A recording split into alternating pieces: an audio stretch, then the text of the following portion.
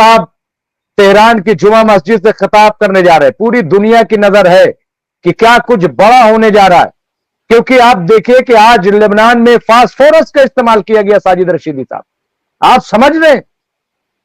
क्या कहेंगे साजिद रशीदी साहब? देखिए मुमताज भाई, एक चीज तो मैं आपको बता दूं। आपने एक चीज कही कि शिया हजरात दुआ कर रहे हैं, मैं इससे मुत्तफिक नहीं हूं। सारी दुनिया दुआ कर रही है, ईरान के लिए, हिजबुल्लाह के लिए, मैं यही हमास चाहता के था। लिए। मैं साजिद भाई कता कलाम करूंगा। मैंने ये बात इसलिए कही थी ताकि आप इस बात की तस्दीक करें। अगर मैं कहता तो शायद वो बात ना होती, लेकिन आप चूंकि आप कह रहे हैं, अब मैं ये बात दावे से कह सकता हूं इस चैनल पे तमाम कि इस मसले पर आज शिया सुन्नी भाई भाई और 12 महीने में, साजिद साहब मैं आपको बता दूं और आप भी जानते हो कि 12 महीने में ये पहला मौका ऐसा तारीख में है कि जब अमेरिका और इजराइल इस इत्तेहाद को खत्म करने में कामयाब नहीं हुए। जी साजिद भाई। देखिए, अमेरिका और इजराइल ने इत्तिहाद को खत्म करने के लिए ही इस्माइल हानिया को तेहरान में शहीद किया। आप अच्छी तरह वाकिफ हैं, जी क्योंकि वो तो कतर में रहते थे। और कतर जो है, देखिए कतर जो है, बार बार आप पढ़ते होंगे, सुनते होंगे कतर की तरफ से बयानात, जी जो जी इजराइल के खिलाफ बयानात आते रहते हैं। वो सब कहते हैं ना, हाथी के दांत खाने के और है, दिखाने के और है। ऐसा क्या है, ऐसी क्या वजह हुई कि मोसाद इस्माइल हानिया रहमतुल्लाह अलैह को कुवैत में शहीद नहीं कर पाया और तेहरान में किया जाकर? इसका इसके दो मकसद हैं मुमताज भाई, समझ लीजिए इसको। हम्म एक तो मकसद यह है कि कुवैत को बचाना था, हम्म कहीं ऐसा ना हो कि कुवैत के दामन पर इस्राइल हानिया की शहादत का दाग लग जाए। हम्म दूसरे, ईरान यानी सुन्नी और शिया के अंदर एक खलीज पैदा करनी थी, ये दिखाने और बताने के लिए, देखो घर पे बुलाकर जो है ऐसा करा दिया गया। हम्म ये बहुत बड़ा, मैं जो है आपको खुलासा कर रहा हूं। जी बड़ी बात यह है मुमताज भाई, बड़ी बात यह है कि जी देखिए सारी जी दुनिया आंख मूंदे बैठी है। सारी दुनिया आंख हम्म मूंदे बैठी है। और हम्म हद यह है कि हमारे हिंदुस्तान की मीडिया हम्म उछल उछल कर, कूद कूद कर हिजबुल्लाह को, हमास को दहशतगर्द दहशतगर्द दहशतगर्द। यशपा मैं आपके चैनल पे जिम्मेदारी के साथ एक बात कहता हूं हम्म कि हिजबुल्लाह ने हम्म या हमास ने हम्म एक भी आतंकवादी हमला नहीं किया, एक भी, हम्म हम्म किसी भी जगह कोई आतंकवादी रिकॉर्ड उनका नहीं है। हम्म तो वो दहशतगर्द कैसे हो गए? हम्म क्योंकि उन्होंने इजराइल पर हमला किया। हम्म जो इजराइल के पिट्ठू हैं, हम्म इजराइल का दम भरते हैं, इजराइल की चापलूसी करते हैं, उन लोगों की नजर में हिजबुल्लाह और हमास दहशतगर्द हैं। हम्म लोग उन चीजों को भूल जाते हैं। अभी इंट्रो में आपने बताया लाखों लोगों का कत्ल हो गया, हम्म कई हजार बच्चे जो है मासूम मारे गए, हॉस्पिटल नहीं छोड़ा, स्कूल नहीं छोड़ा, उनके बेचारों के जो छोटे छोटे शेल्टर लेके बैठे हुए थे वो नहीं छोड़े। 20 से 22 लाख लोग सड़कों पर हैं, दर बदर हैं। इसराइल को कोई दहशतगर्द कहने को तैयार नहीं है। कितनी बड़ी बेइंसाफी है ये सारी दुनिया की, कितनी बड़ी बेइंसाफी है। एक बात आपने कही कि यूएनओ कुछ नहीं कर रहा है। देखिए यूएनओ के हाथ में कुछ भी नहीं है मुमताज भाई, ये समझ लीजिए। हम्म हम्म क्योंकि यूएनओ को चलाने वाले अमेरिका और इजराइल ही तो हैं। हम्म क्या वजह है कि इजराइल ने यूएनओ के जनरल सेक्रेटरी पर पाबंदी लगा दी इजराइल में आने के लिए? हम्म इसलिए कि ये विटो पावर रखते हैं, पावरफुल लोग हैं। हम्म दूसरी ये है कि यूएनओ, ये क्या करेगा यूएनओ, जिसको चलाने वाले अमेरिका और इजराइल हैं? यूएनओ करेगा क्या? पहले कितनी बार आलमी अदालत ने इजराइल को फटकार लगाई है, उसका कोई असर देखने को मिला? बिल्कुल नहीं मिला। और इजराइल जो है आज भी धड़ल्ले के साथ इसी तरह मासूम बच्चों को कत्ल किए जा रहा है। मेरा मानना सिर्फ ये है कि आज दुनिया सच्चाई के साथ नहीं है, डंडे के डर से और अपनी जान बचाने के लिए अमेरिका और इजराइल की गोद में बैठना चाहती है। उर्दू को देख लीजिए, आप उर्दू को देख लीजिए, क्या होगा इन लोगों का? क्या जवाब देंगे कयामत में? अल्लाह को क्या मुंह दिखाएंगे ये? क्या उन मासूम बच्चों की इनकी नजर में कोई वक़्त नहीं है? क्या उन लाखों लोगों की जो मारे गए, जिनके घर टूट गए, इनकी नजर में कोई वक़्त नहीं है? जवाब देना पड़ेगा। यहां आप कुछ भी कर ले, खामोश रह जाए, साथ दे दें इजराइल का, जवाब तो देना पड़ेगा। और ये इसलिए है कि लोगों को डर नहीं है अल्लाह का, लोगों को अल्लाह का डर नहीं है। आज पूरी दुनिया, देखिए एक चीज समझ लीजिए मुमताज भाई, कहीं से भी किसी भी जगह से ऐसी कोई आवाज आपको सुनने को नहीं मिली होगी शिया सुनने वाली।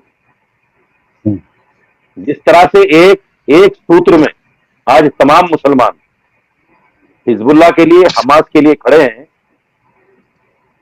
ये पहला मौका है। और कोई किसी तरह का मतभेद कुछ नहीं है। हर आदमी हिजबुल्लाह के साथ खड़ा है, हर आदमी हमास के साथ खड़ा है, हर आदमी फलस्तीन के साथ खड़ा है, हर आदमी लबनान के साथ खड़ा है। ये वही हिजबुल्लाह है जब तिकरीत के अंदर, आपको याद होगा, 40,000 नर्सें फंस गई थी हमारी। इसी हिजबुल्लाह ने उनको वहां से वागुजार कराया था। आप ऐसी तंजीम को, ऐसी ऑर्गेनाइजेशन को दहशतगर्द कहेंगे तो फिर दुनिया में सच बचेगा कहां? और ये तो पॉलिटिकल पार्टियां हैं भाई, मुमताज भाई, पॉलिटिकल पार्टियां हैं। लबनान की सरकार में इनकी हिस्सेदारी है। सही। इस्माइल हानिया चुने हुए वजीर आजम थे। हमास ने बाकायदा फलस्तीन में चुनाव लड़ा, गाजा के अंदर, और बाकायदा वो चुनकर आए। चुने हुए प्रतिनिधि को आप दहशतगर्द कैसे कह सकते हैं? और चुन चुनकर ऐसे लोगों को मार कैसे सकते हैं आप? आलमी दुनिया की इस पर जो है, जो इस्लामी दुनिया है, उसकी खामोशी मैं समझता हूं कि अल्लाह ताला उनको कभी माफ नहीं करेगा, कभी माफ नहीं करेगा अल्लाह। मैं बिल्कुल हर मुसलमान जानता है। जी जी। और आज साजिद रशीदी साहब हमारे साथ दो और बहुत अहम मेहमान जुड़ गए हैं। जनाब फजील अहमद साहब जो कि सीनियर पॉलिटिकल एनालिस्ट हैं, और बड़ी गहरी नजर है इनकी जो जियो पॉलिटिक्स है मिडिल ईस्ट की। और हर आदमी का अपना एक तरीका होता है, ये पूरे मामले को जिस तरह से एक पॉलिटिकल एंगल से देखते हैं वो अपने आप में बड़ी अहमियत है। कोई इकोनॉमिकल पॉइंट ऑफ व्यू से चीजों को देखता है, कोई जो है रिलीजियस उससे देखता है, कोई जो है वो सोशल पर्सपेक्टिव में देखता है, और कोई जो है पॉलिटिकल। तो ये जो है और कोई ह्यूमन, जो ह्यूमन बीइंग के तौर पे कि भाई वहां पे तो हर आदमी का अपना एक नजरिया होता है। तो फजील अहमद साहब और इसी तरीके से हमारे साथ प्रोफेसर अरविंद सिंह तेजावत जी जुड़े हुए, मैं उनका भी इस्तकबाल करता हूं। और वो आप देखिएगा कि वो भी बड़ी गहरी नजर, और इनका नजरिया जो है वो इकोनॉमिकल खास तौर से और सोशल अगर देख लें तो उस पर भी इनकी बड़ी गहरी नजर है। और ये सोशली एक तरीके से, और जो ह्यूमनिज्म है उस प्रोस्पेक्टिव में चीजों को देखने की कोशिश करते हैं। और जैसा कि हमने बताया कि मसरूर सोगरा साहिब अभी साजिद रशीदी साहब, मैं चूंकि आप की सेहत ठीक नहीं और आप ने कहा है कि मैं थोड़ी देर, लेकिन मैं फिर भी आज जिस तरह से ये बात आई है कि फिर एक बार मस्जिद अक्सा में वहां पे यलगार बोली है वहां के जो यहूदी या इजरायली जो हैं, और वहां पे एक तरीके से बदअमनी फैलाने की कोशिश की है। तो इसको आप किस तरह देखते हैं कि क्या मतलब ये बार बार ये चीज क्यों करने की कोशिश की जा रही है? इसके पीछे क्या मोटिव है? साजिद रशीद साहब जी, आवाज आई साजिद साहब? आवाज मेरी आ रही है? जी जी, आवाज अब आई आवाज। जी जी, साजिद साहब, जी जिस जी, तरह अब आ रही से है, अब आ रही है। कॉल आ गई थी इसमें तो आवाज। मस्जिद अल अक्सा में लोग फिर घुस गए और वहां पे जिस तरह से बदअमनी फैलाने की कोशिश की, वहां फिर मस्जिद अक्सा में एक तरीके से यलगार बोल दी। क्या कहेंगे कि ऐसे हालात में भी ये चीजें हो रही हैं, की जा रही हैं? क्या क्या ये बताना चाहते हैं साजिद साहब? देखिए मुमताज भाई, उन लोगों का तो असल असल लड़ाई तो यही है ना। असल लड़ाई तो यही है कि वो ये चाहते हैं कि ग्रेटर इजराइल फिर बन जाए और मस्जिद अक्सा पे उनका कब्जा हो जाए। यही तो सारी लड़ाई है।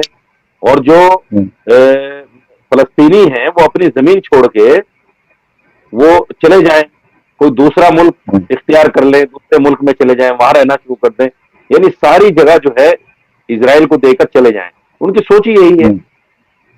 और मस्जिद अक्सा पर बार बार ये आज भी हुआ है और इससे पहले भी जब अमन था उस वक्त भी पता नहीं कितनी बार मस्जिद अक्सा में नमाजियों पर हमले इजरायली फौजियों की तरफ से रमजान जैसे मुकद्दस महीने में किस तरह से वहां चीजें हुई हैं, ये सारी दुनिया समझ रही है। बिल्कुल। लेकिन दिक्कत ये है कि आज के वक्त में इजराइल को कोई आदमी गलत कहने वाला, कोई मुल्क गलत कहने वाला नहीं है, कोई मुल्क नहीं है। ऐसे हालात में भी अमेरिका भर भर के उनको जो है मदद कर रहा है अरबों डॉलर की, और सारी दुनिया समझ रही है। समझने के बाद फिर भी अब देखिए, किसी ने, अब मैं एक चैनल पे था, वो बार बार इस बात को कह रहे थे कि सऊदी में इतने फौजी हैं, फला में इतने फौजी हैं, फला में इतने फौजी हैं। ये हमारी जो मुस्लिम दुनिया है ना, ये नपुंसक लोग हैं। बादशाहत रखने, बरकरार रखने के लिए अपनी, इन्होंने इजरायली अड्डे कायम कर लिए। अमेरिका के फौजियों को अपने यहाँ ठिकाना दे दिया, बाकायदा स्पेस दे दिया। कहीं 30,000 हैं, कहीं 5,000 हैं, कहीं 10,000 हैं, कहीं 15,000 हैं। और अमेरिका उनसे बाकायदा उन फौजियों के लिए, मेंटेनेंस के लिए उनके खर्चे भी लेता है। ऐसा नहीं कि अमेरिका ने अड्डे बना लिए हैं अपने फायदे के लिए, बल्कि उन मुल्कों से उनका तमाम खर्च अमेरिका लेता है और उनकी आंखें नहीं खुल रही हैं, वो उनको रखे हुए हैं। मेरा मानना तो यह है कि ऐसे वक्त में सबसे पहले तमाम मुस्लिम दुनिया को अमेरिका के वो अड्डे खत्म करने चाहिए अपने अपने यहां से। अगर उनमें जरा भी गैरत बाकी है, जरा भी गैरत बाकी है, इस्लामी गैरत, अगर वो नहीं कर सकते तो फिर मैं नहीं समझता कि कोई वक्त ऐसा आएगा ये सारे लोग एक हो पाएंगे और एक होकर जो है कहीं ना कहीं इस्लाम, मुसलमान और इंसानियत की हिफाजत कर पाएंगे। सबसे बड़ी बात यह है कि इंसानियत की हिफाजत कर पाएंगे। ये नहीं कर पाएंगे, इसलिए इन पर ज्यादा बोलना मैं समझता हूं कि बेमानी है, वक्त खराब करने वाली बात है। जी बिल्कुल।